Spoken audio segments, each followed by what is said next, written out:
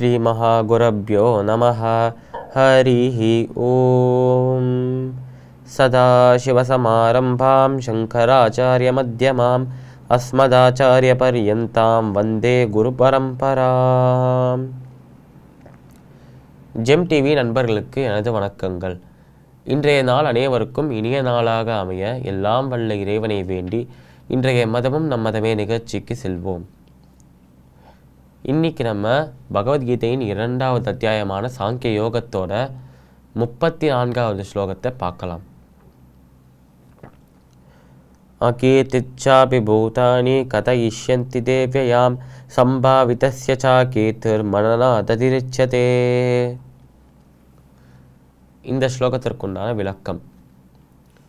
அகீர்த்திம் சாபி பூதானி கதயிஷ்யந்தி தேவ்யயாம், அதாவது அகீர்த்திம் சாபி பூதானி, நீ இந்த போரை விட்டு போனனா உன்னை பற்றி மக்கள் என்ன பேசுவா தெரியுமா, உன்னை பற்றி பிரஜைகள் என்ன பேசுவா தெரியுமா அர்ஜுனா அப்படின்னு கேட்குறார் கிருஷ்ணர். அவர் கேட்ட கேள்விக்கு இப்போ அவரே பதிலும் சொல்கிறார் நம்ம கிருஷ்ணர்.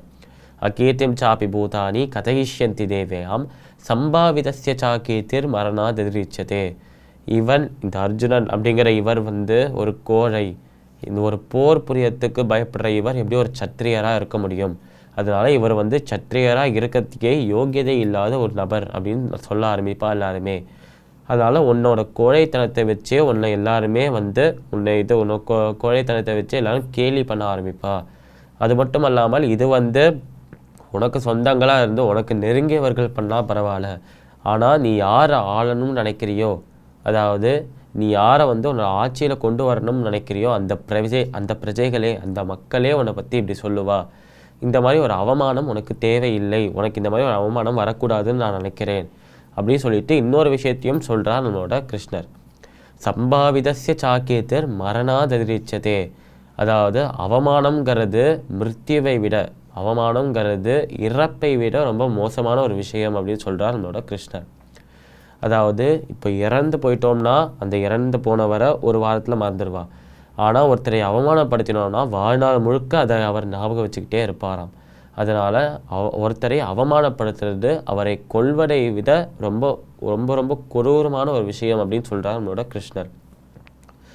இந்த ஸ்லோகத்தை இன்னும் கொஞ்சம் விரிவாக பார்த்தோம், என்ன சொல்கிறார் அப்படிங்கிற விரிவாக பார்த்தோம்னா, அகீர்த்திம் சாபி பூதானி அப்படின்னு அவர் பேச ஆரம்பித்தது இந்த ஸ்லோகத்தை ஏன் ஆரம்பித்தார் அப்படின்னா, நம்ம அர்ஜுனன் இருக்கார்ல, அவருக்கு மற்றவா அவரை பற்றி என்ன பேசுவா அப்படின்னு சொல்லிட்டு ஒரு எண்ணம் இருந்துகிட்டே இருக்குமா எப்பயுமே.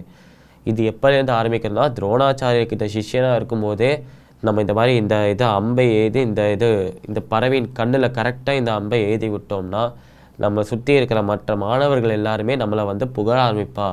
இதுவே நம்ம விட்டுட்டோம்னா என்ன ஆகும்னு சொல்லிட்டு அவன் தான் நினச்சிக்கிட்டே இருந்தாலாம் அர்ஜுனன். அது மட்டும் இல்லாமல் இதில் நான் தேர்ச்சி பெற்றுட்டேன்னா நம்மளோட ஆச்சாரியனான துரோணாச்சாரியர் நம்மளை எப்படி நினைப்பார் அப்படின்னு சொல்லிட்டு யோசிக்கிறாராம் அர்ஜுனன். இது எல்லாமே நம்ம கிருஷ்ணனுக்கு தெரிஞ்சுக்கிட்டு, ஓஹோ நீ மற்றவா என்ன நினைப்பாங்கிறதுலாம் யோசிப்பியா எப்பயுமே, நான் உன் வழியிலே உனக்கு புரிய வைக்கிறேன் அப்படின்னு சொல்லிட்டு நம்ம கிருஷ்ணன் இந்த ஸ்லோகத்தை சொல்கிறாராம்.